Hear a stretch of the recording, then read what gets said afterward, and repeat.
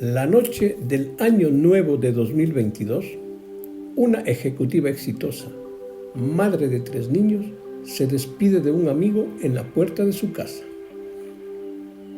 Horas después, su rastro desaparece para siempre. No hay cuerpo, no hay escena del crimen clara, pero sí hay algo, un marido con un pasado turbio y un historial de búsqueda en internet tan escalofriante que parece sacado de una serie de Netflix. ¿Cuánto tarda en oler un cuerpo? 10 maneras de deshacerse de un cadáver si realmente lo necesitas. ¿Pueden acusarte de asesinato si no hay cuerpo? Hoy, en Misteriosamente, vamos a adentrarnos en el caso de Anna Walsh, la mujer que lo tenía todo, y el hombre que, según la fiscalía, prefirió estudiar cómo desaparecerla antes que enfrentarse a un divorcio. Te recomiendo que tomes asiento y te quedes hasta el final, porque vamos a reconstruir la vida de Anna desde su infancia en la Serbia en guerra. La verdadera historia de Brian Walsh, hijo de un prestigioso médico, pero que llevaba una doble vida de fraudes. La relación entre ambos, sus luces y sus sombras. Y paso a paso, cómo se llegó a una de las investigaciones más inquietantes de los últimos años, sin un cuerpo. Antes de empezar, si te apasionan los casos reales, los misterios sin resolver y las mentes más oscuras del crimen, suscríbete, deja tu like y activa la campanita para que YouTube te avise cada vez que estamos subiendo un nuevo caso en Misteriosamente. Eso ayuda muchísimo a que este contenido llegue a más personas y podamos seguir investigando historias como esta. Ahora sí, empecemos. Bienvenidos a Misteriosamente. ¿Quién era Anna Walsh? Para entender el impacto de este caso, primero tenemos que conocer a la víctima, no solo como un nombre en un titular, sino como persona. Anna se llamaba originalmente Anna Ljubicic. Nacida en el año de 1983 en Belgrado, en lo que entonces era Yugoslavia, y hoy se llama Serbia. Su infancia transcurrió en un contexto que marcó a toda una generación. Guerras, conflictos étnicos, un país fragmentándose, incertidumbre constante. Su propia madre ha declarado que crió a sus hijas en una Serbia devastada por la guerra. A pesar de ello, Anna destacó muy pronto por algo: su capacidad de esfuerzo. Estudió en un instituto de prestigio, el FIT Belgrade Gymnasium, y más tarde se licenció en Lengua y Literatura Francesa en la Universidad de Belgrado. Pero su vida no se iba a quedar allí. En el año de 2005, con poco más de 20 años, tomó una de las decisiones más importantes: emigrar a Estados Unidos. Como muchos inmigrantes, sus primeros pasos en Estados Unidos estuvieron muy lejos del glamour. Trabajo en hoteles de lujo, sí, pero haciendo lo que casi nadie ve. Anna hacía camas, limpiaba baños, pulía copas, montaba mesas, servía pan, turnos de hasta 16 horas diarias. Años después, ella misma contaría que todo ese sacrificio fue la base de su éxito. Empezó en el Inn at Little Washington, en Virginia, un hotel muy prestigioso. Más tarde pasó al White Light, un exclusivo hotel en las Berkshires, en Massachusetts, y desde ahí su carrera simplemente comenzó a despegar. Con el tiempo, Anna deja de ser la chica que hace las camas para convertirse en la mujer que dirige operaciones desde arriba. Asciende en el mundo de la hostelería y el lujo. se vincula a propiedades y proyectos de alto nivel y finalmente llega a trabajar para Tishman Speyer, una gran firma inmobiliaria. En febrero de 2022 se convierte en directiva regional en Washington, D.C., una mujer joven, emigrante, madre y ya en un puesto de alta responsabilidad. Entre Boston y Washington, Ana se mueve constantemente, tiene propiedades a su nombre, un patrimonio creciente y lo que desde fuera parece el retrato del éxito: carrera ascendente, 3 hijos, una casa en un barrio acomodado y un matrimonio perfecto, con un hombre llamado Brian Walsh. Pero, como suele ocurrir en Misteriosamente, tras la imagen pública se esconde una historia mucho más oscura. Veamos ahora quién es Brian Walsh, el otro protagonista de esta historia. A diferencia de Ana, Brian no viene de la guerra ni de la precariedad. Es hijo de un neurocirujano muy reconocido, el doctor Thomas Walsh, y crece en un entorno acomodado en el área de Boston. Colegios privados, buena educación, una vida que, al menos en teoría, estaba llena de oportunidades. Pero en documentos judiciales más recientes, la relación entre Brian y su padre aparece como algo muy distinto a la imagen perfecta. Años de conflictos, supuestos engaños y un testamento en el que el padre decide dejarle, literalmente, mis mejores deseos y nada más. Según esos mismos documentos, el padre creía que Brian ya le había sacado dinero de forma indebida y que su comportamiento era problemático. Y de hecho, cuando miramos la vida adulta de Brian, esa sombra crece. En el año de 2016 se ve involucrado en un fraude de arte relacionado con supuestas obras de Andy Warhol. Consigue unos cuadros de un amigo, los vende como originales de Warhol a través de internet por decenas de miles de dólares. Y el comprador descubre que lo que ha recibido no es auténtico. El caso escala a nivel federal. En 2018, Brian es acusado formalmente de fraude electrónico, transporte interestatal para cometer fraude y otros cargos relacionados. En el año de 2021 se declara culpable de varios de ellos. Como parte de esa causa, cuando su esposa desaparezca, Brian estará bajo arresto domiciliario con un dispositivo en el tobillo, controlado por la justicia federal y con movimientos muy limitados. En algunas descripciones oficiales se habla de alguien que comete fraudes para sostener un estilo de vida lujoso, viajes, compras caras, apariencia de éxito, una fachada. Y es en medio de ese contraste la mujer inmigrante que asciende a base de esfuerzo y el hombre privilegiado que recurre al engaño, donde se construye la historia de su matrimonio. Un amor de hotel, de lujo y señales de alarma. Ana y Brian se conocen en el hotel Wake Light, ese hotel de lujo donde ella trabajaba. Según contó la propia Ana en una carta a un juez años después, fue amor a primera vista. Durante un tiempo mantienen una relación a distancia, pero finalmente ella se muda a Boston para estar con él. En 2015 se casan. Para Ana es su segundo matrimonio. Entre los años de 2016 y 2021 nacen sus 3 hijos.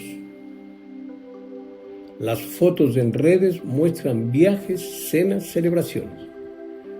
A simple vista, una pareja joven, con estilo, rodeado de amigos, prosperando. Pero detrás de esa fachada hay señales que, vistas desde hoy, resultan inquietantes. En 2014, antes incluso de casarse, Ana presenta un reporte policial en Washington, D.C. Entre los años 2016 y 2021 nacen sus 3 hijos. Las fotos en redes muestran viajes, cenas, celebraciones. A simple vista, una pareja joven, con estilo, rodeada de amigos, prosperando. Pero detrás de esa fachada hay señales que, vistas desde hoy, resultan inquietantes. En 2014, antes incluso de casarse, Ana presenta un reporte policial en Washington, D.C. En ese informe, Elia asegura que Brian la habría llamado por teléfono y la habría amenazado de muerte, tanto a ella como a una amiga. Más adelante, Ana deja de colaborar con la investigación y el caso no prospera. No hay condena, no hay juicio, pero la denuncia queda registrada.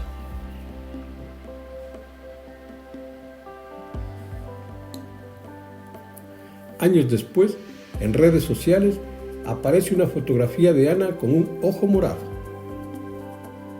No hay una denuncia formal asociada a esa imagen, pero los medios, mirando en retrospectiva, la señalan como posible señal de violencia.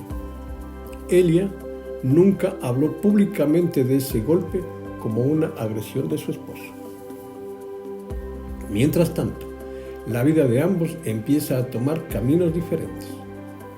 Brian queda atrapado en sus problemas legales por el fraude del arte. Ana sigue creciendo profesionalmente. Se mueve entre Boston y Washington, D.C., compra propiedades a su nombre, consolida su posición en Tishman Speyer. En 2021, cuando Brian está enfrentando su caso federal, Ana escribe una carta al juez pidiendo clemencia para él. En esa carta, ella habla de su infancia difícil, de la educación en la mentira, de la vergüenza que arrastra y lo presenta casi como alguien que merece una segunda oportunidad. Es una combinación extraña. Por un lado, signos de posible conflicto y episodios preocupantes. Por otro, una mujer que intenta justificar, explicar, salvar a su marido ante la justicia. Y así llegamos a finales de 2022. Ana tiene una carrera sólida, propiedades, planes de futuro. Hay indicios de que estaba considerando mudarse definitivamente a Washington, D.C. con sus hijos, lo que habría cambiado por completo la dinámica con Brian, todavía en arresto domiciliario en Massachusetts. Y entonces llega la noche de Año Nuevo. Año Nuevo, la última noche, 31 de diciembre de 2022, casa de los Walls en Cohasset, Massachusetts. Ana y Brian reciben a un amigo, Jen Mutu, para cenar y celebrar el Año Nuevo. Comen, beben, charlan. Según el invitado, todo parecía normal. Ana se mostraba tranquila, sin señales visibles de tensión. La noche avanza, la despedida llega alrededor de la 1:30 de la madrugada. Jen se va y Ana y Brian se quedan solos en la casa con sus 3 hijos durmiendo. En las horas siguientes, según se ha sabido después, Ana intenta llamar a su madre, a su hermana y a su dama de honor. Ninguna respondió. Esas llamadas serían de las últimas evidencias claras de que seguía con vida. A partir de aquí, las versiones se separan. La versión del esposo versus la versión de la policía. ¿Qué dice el esposo? Cuando se denuncia la desaparición de Ana, la historia que cuenta Brian es la siguiente. Él dice que la mañana del 1 de enero, su esposa se levantó muy temprano. Supuestamente tuvo un problema urgente de trabajo y decidió adelantar su viaje a Washington, D.C. Según Brian, Ana pidió un coche tipo Uber o Lyft entre las 6 y las 7 de la mañana para ir al aeropuerto Logan de Boston. Minutos después, ella habría salido de casa y no la volvió a ver. También cuenta que ese día él salió a hacer unas compras y a visitar a su madre. Pero cuando la policía empieza a tirar del hilo, casi nada encaja. Primero, no hay registros de Uber, de Lyft ni de taxis recogiendo a Ana esa mañana. Tampoco se registra que haya llegado al aeropuerto ni que haya tomado un vuelo. Ana sí tenía un vuelo programado, pero era para el 3 de enero, no para el 1.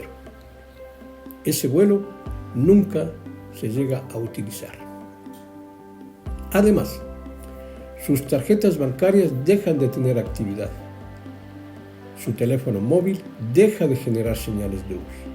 Y los datos que se recuperan sugieren que su dispositivo siguió cerca de la casa de Cohasset el 1 y el 2 de enero.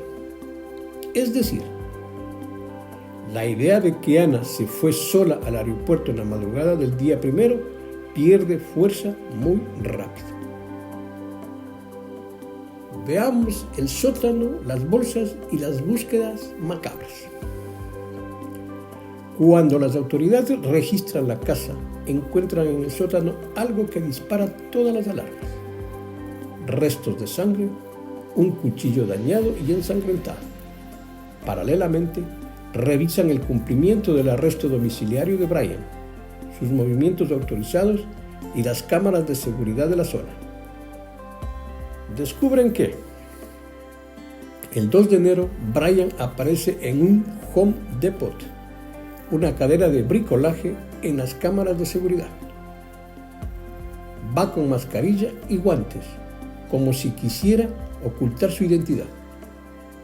En ese local compra plásticos, cinta adhesiva, mopas, cubos, productos de limpieza fuertes, un mono protector, gafas de seguridad y herramientas que podrían servir para cortar y limpiar. Todas esas compras las paga en efectivo. Más tarde, con la ayuda del dispositivo de monitoreo y cámaras de la zona, la policía sitúa a Brian arrojando bolsas de basura en diferentes contenedores, lejos de su casa.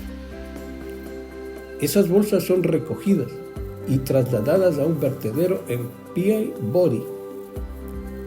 Cuando los investigadores llegan, parte de la basura ya ha sido compactada y mezclada, pero logran recuperar varias bolsas vinculadas a él, dentro de las cuales encuentran telas y alfombras manchadas de sangre, productos de limpieza, unas zapatillas con rastros de sangre, un bolso de lujo y documentos pertenecientes a Ana, y herramientas como un serrucho. En varios de esos objetos, los análisis forenses detectan ADN tanto de Ana como de Brian. Pero lo más escalofriante aún estaba por aparecer: el historial de Internet. ¿Cómo deshacerse de un cadáver? Las páginas más oscuras. Mientras revisan los dispositivos electrónicos, los investigadores encuentran en el teléfono de Brian y en una tablet usada por uno de los niños una serie de búsquedas que estremecen. Algunas de ellas fueron hechas días antes de la desaparición de Ana. Por ejemplo, ¿cuál es el mejor estado para divorciarse si eres hombre? Pero las más inquietantes corresponden a la madrugada y a las horas posteriores al 1 de enero, cuando se supone que Ana estaba viajando a Washington, D.C. Entre esas búsquedas, según la Fiscalía, aparecen frases como: ¿cuánto tarda en empezar a oler un cuerpo? ¿Cómo detener la descomposición de un cuerpo? 10 formas de deshacerse de un cadáver si realmente lo necesitas. ¿Cuánto tiempo tarda el ADN en degradarse? ¿Se puede identificar con restos parciales? ¿Qué pasa si pones partes de cuerpo en amoníaco? ¿Es mejor lavar la ropa de la escena del crimen o es mejor tirarla. Y más tarde, ¿pueden acusarte de asesinato si no existe un cuerpo? Ninguna de estas búsquedas por sí sola es una prueba definitiva, pero juntas, sumadas a la sangre en el sótano, a las compras en el Home Depot, a las bolsas en el vertedero y a la ausencia total de rastros de Ana, conforman el núcleo de la teoría de la Fiscalía. Que Brian Walsh no solo mató a su esposa, sino que planeó activamente cómo hacerla desaparecer. Hasta el día de hoy, el cuerpo de Ana Walsh no ha sido recuperado. Veamos el caso en los tribunales: asesinato sin cuerpo. El 18 de enero de 2023, Brian Walsh es acusado formalmente de asesinato en primer grado, manipulación indebida de un cadáver y engañar a la policía durante la investigación. Desde el principio, él se declara no culpable del asesinato. Con el tiempo, el caso llega a un gran jurado que confirma la acusación.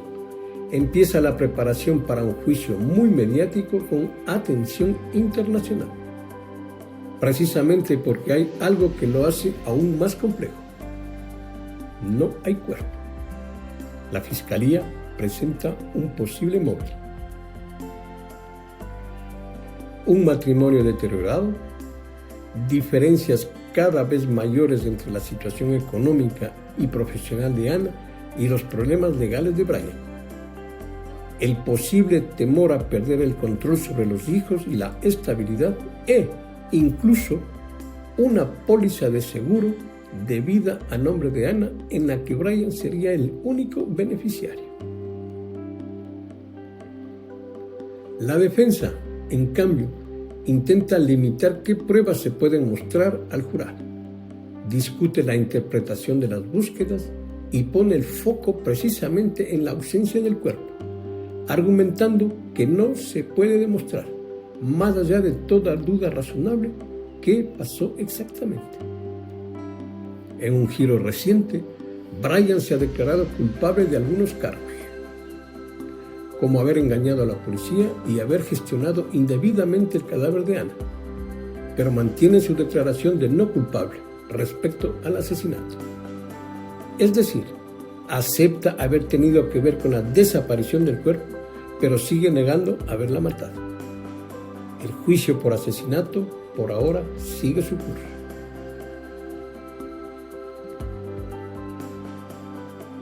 Reflexión final entre el amor y el control.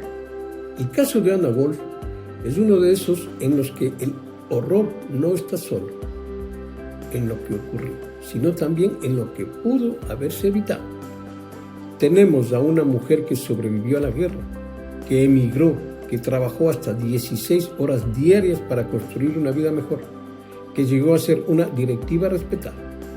Y, según la acusación, esa vida terminó no en un país en guerra, sino en su propia casa, a manos de la persona que prometió amarla y protegerla. Más allá del morbo, estos casos nos obligan a hablar de violencia de género, relaciones donde el éxito de uno despierta resentimiento en el otro, señales de alarma que a veces se minimizan y sistemas que muchas veces llegan tarde.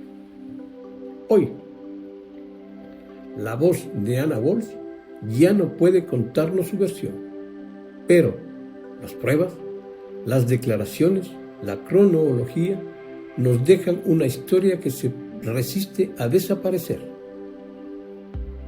¿Y tú? Después de escuchar todo esto, ¿crees que se podrá condenar a Brian Walsh por asesinato sin que aparezca el cuerpo de Ana? Te leo en los comentarios. Déjamelos. Si has llegado hasta aquí, quiero darte las gracias por acompañarme en este recorrido tan oscuro por la vida y la desaparición de Ana Walsh. Si te gustan los casos contados con rigor, con contexto y con todo el detalle posible, recuerda suscribirte a Misteriosamente, dejar tu like si este video te ha parecido interesante y activar la campanita para que YouTube te avise cada vez que subamos un nuevo misterio. Y no te vayas todavía, porque en el próximo video vamos a viajar a un lugar que ha ganado un nombre tan poético como aterrador: el Valle del Silencio en México. Una ruta donde múltiples personas han desaparecido en circunstancias inquietantes. Una carretera que la gente teme recorrer cuando cae la noche. Y un patrón de desapariciones que muchos sienten que nadie está investigando lo suficiente. Si quieres saber qué está pasando en ese valle, suscríbete ahora mismo y estate atento, porque ese caso viene muy pronto aquí a Misteriosamente. Yo soy Marcelo de Misteriosamente, y recuerda, lo que hoy es un titular, mañana puede ser un misterio sin resolver. Nos vemos en el próximo video.